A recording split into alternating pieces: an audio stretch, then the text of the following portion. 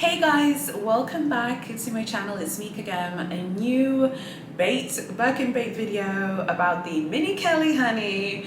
Shout out to my subscriber who sent this to me. I'm so happy for her. And by the way, she's the one whose info I lost, and then she reached out to me. So I'm so happy because I was like, where did I put this bait list? So let's get started. This is in a very competitive location in Asia. And by the way, a lot of you in Asia and Australia have a lot of bag offers at the moment. I think there are a lot of bags in Asia and Australia at the moment because many people in Asia and Australia are getting bags. Okay, so first of all, let me just tell you the spending ratio. The spending ratio is 1.25 to 1. So 1.25 to 1, and she got a Mini Kelly 2 in a very beautiful neutral color, and she is in, like I said, in a competitive city in Asia, but it's a place where it's very direct and the essays are up front. Okay, all right, so the first thing that she got was a special order watch. Nice. I think special order watches is like a good strategy because a lot of my Birkin bait videos, people are always ordering SO watches. That's a good idea. An SO watch, a diamond bracelet, 7 twillies, a scarf, 3 pairs of shoes, a blanket, a bunch of plates and bowls and other homeware bits and bobs, a belt, and 3 beauty products. She also told me here that she also got a Constance at some point as well, but in this location the Constance isn't a quote bag, and she got her first choice. So let's just recap the bait that she got and let's kind of chat about it and talk why we think she got the offer. So I think the key thing here as well for her, there are 2 purchases which I think made the Mini Kelly come at this ratio. Don't forget that in Asia, products are always more expensive, in Asian currencies. So the ratio of 1.25 to 1 is in her currency. Just remember that. We're not talking US dollar or euro. I think the 2 things that were critical here for this successful Mini Kelly score was the special order watch and the diamond bracelet, but also I still think homeware counts. Homeware still counts. She got a blanket, she got a bunch of plates and bowls, 3 pairs of shoes, a bunch of beauty products. I feel like with beauty products and homewares, you need to buy a lot of them. When you buy a lot of them together, they count and they can really help your profile for sure. But definitely here, the key things were the special order watch and the diamond bracelet. Those were the 2 key things that helped the offer to come, and she got her first choice. And a lot of the Big H, a lot of people who don't like the Big H game always complain and say, oh, you didn't get your first choice, you didn't get what you wanted. Well, she told me here she got her first choice, and it only took about 8 months. I mean, fantastic. I'm so happy for her. So thank you to you, darling, for sending that to me. When I first started filming these videos, I didn't think many of you would send in your scores because there's so much gatekeeping around Hermes. It drives me mad. I cannot stand it. So I'm so grateful to those of you who share. I love this bait list. This bait list is making me think about the special order watch is such a great idea, and the diamond bracelet, honey, boo. The diamond bracelet is very, very important as well. What do you guys think of the ratio, and what do you think of the wait time? 8 months I think is great for a very competitive city in Asia, in an Asian country. It's a very good result in my opinion, because the boutiques in Asia are so competitive irrespective of where it is in Asia. Some of you were like, can you share where? I feel like sharing where would end up kind of compromising the identity of the person who sent the bait with me. But generally speaking, all of the boutiques in different Asian countries are so competitive. So it's it's so hard to get offers. So she got it at a great ratio as well, but she was very consistent and she bought 2 very pricey pieces that were the key items that built up her loyalty. So the special, can't speak today, the SO watch and the diamond bangle. Those were the two key pieces, and they're very expensive. She told me how much they cost. They're very, very, very expensive, especially the diamond bracelet. That was extremely expensive compared to everything else. So that is definitely going to make her profile look fantastic, you know, for an offer. I'd love to know what you guys think about this Birkin bait list, and what are your thoughts on playing the game this year. There are a lot of offers at the moment. Or are you guys getting offers just telling me about it? Because I swear there are a lot of people getting offers lately like that, and I think what that's telling me is like they're trying to fulfill offers maybe that they didn't give out last year. So maybe between January and February and March, they're trying to like fulfill offers that I beg your pardon, that they didn't fulfill maybe in the final quarter of the year. There are a lot of offers lately. A lot of you are getting offers, which is good, and I think that's a good omen for the rest of us who are still trying. So that gives me hope, like whenever I hear about people getting offers, especially after waiting like for a while or showing quite a bit of loyalty.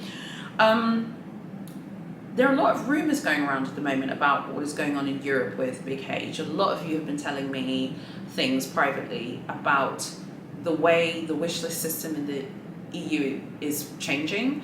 I don't want to start rumors, so I don't want to talk about it in detail because I haven't heard anything like super concrete yet, but there's a lot of chatter for the people who shop in Europe that the Big H wish list system is basically going away. There's like a lot of chatter about that. That doesn't mean it's confirmed. It's rumor, chatter, people chatting and sharing. Remember what we do, we share, we chat. I can see that happening, honestly. I can see it going away. And in a way, I think it's kind of fair. I don't think it's fair that really competitive countries like the US, Canada, Australia, China, you know, South Korea and like Thailand and, you know, the UAE.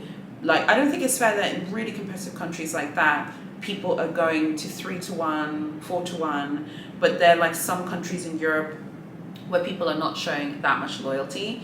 Europe is not like, if you look at Big H's, like if you read their results and their earnings calls, Europe is where they make the least money, basically, to be blunt, okay? We're just talking about business. Don't be offended and don't moan and shout at me. We're just talking about business now. Europe is where they make the least amount of money, and clients in Asia show the most loyalty. Like clients in Asia, the Middle East, America, and Canada show Big H the most loyalty. And this kind of explains why a lot of offers you see of really coveted bags tend to be in Asia, so like the Mini Kelly, and also Australia as well. Lots of people are showing a lot of loyalty in Australia. I have a bait list, by the way, from Australia on the way, of a Mini Kelly as well. And I think that one of the issues is that maybe they can also just see, like I said, similar, like they can see that basically people in Europe are not spending as much as people in America or Canada or Sydney, Australia, or Shanghai in China, and they need people in Europe to spend more. That could be the sort of the reason behind a lot of this chatter, because a lot of people who shop in Europe have reported like it's really, really difficult now to stand out in the European boutiques. And it makes sense, because really, if you think about it, everyone who shops at Big H playing the game should have to play the game. I don't think it's fair that there's one system in one country based on demand or whatever, and then there's like another system in another country. But then every country in Europe has different thresholds. The boutiques in Germany are incredibly competitive. People wait a very, very long time in Germany. The boutiques in Switzerland are extremely competitive. People can wait years in Switzerland as well. Now France, it's hard to tell. France, you could wait a long time. France, you could get the bag tomorrow if you're a French citizen. You could, in your home store, you could get it tomorrow. So I think with France, it's like France is Big H's home turf, so it's a bit difficult to say which way they'll move. But we've already seen the situation in Paris is now a Parisian bait game, boo-boo. And then in the UK, you have the wish list system. But the UK wish system, I think as well, is also a very stressful system. Honestly, to be honest with you, I prefer the Paris bait game, or playing the game in the way US clients and clients from Asia and the Middle East do, compared to the UK Wish, because the UK Wish list system, I think, gives the SA a lot of power to decide who they like. I don't believe that the Wish is completely computer generated. I know that they say in Britain that, oh, if your wish is fulfilled, it's based on stock and the system like fulfilling the wish. I don't believe that, because I've heard from too many people who shop in the United Kingdom who have shown loyalty, have never gotten a thing. People who haven't shown loyalty have never gotten anything as well. People who haven't shown loyalty but are, you know, really chatty, bubbly, or the SA likes them. Like, I feel like the UK system is also quite political. Like, if you read a lot of the dragging reviews of the British Big H locations, it's very political, it's very dependent on going to the boutique, maybe picking up a few bits and bobs and being chatty and being friendly, and so it's quite political in its own way. I find that more stressful. I think the bait game is more honest. I'm just super curious to see if they will kind of go through that. I think it's actually the right decision, because I think it makes it fair for everyone worldwide. I think if someone shopping in Abu Dhabi in the UAE has to play the game, I think people in London should play the game as well. And I think people in, you know, Berlin and Munich and, you know, Aix-en-Provence should have to play the game as well. I think it should be fair for everyone, basically. I don't think that, because I think what's happening now is like the really competitive cities and countries in the world are subsidizing the quieter European scene, basically, and are subsidizing that wish list system. And I think maybe Big H know that, and maybe that's why they're going to start making changes. And they are making changes, because Paris is very different now. Paris is about loyalty. Unless you're connected to the brand or a celebrity or an influencer, influencers are told different things because they're influencers. But if you're not an influencer, you're not a celebrity, and you don't know anyone at Big H in Paris, you are going to be buying things. Facts. That is a fact.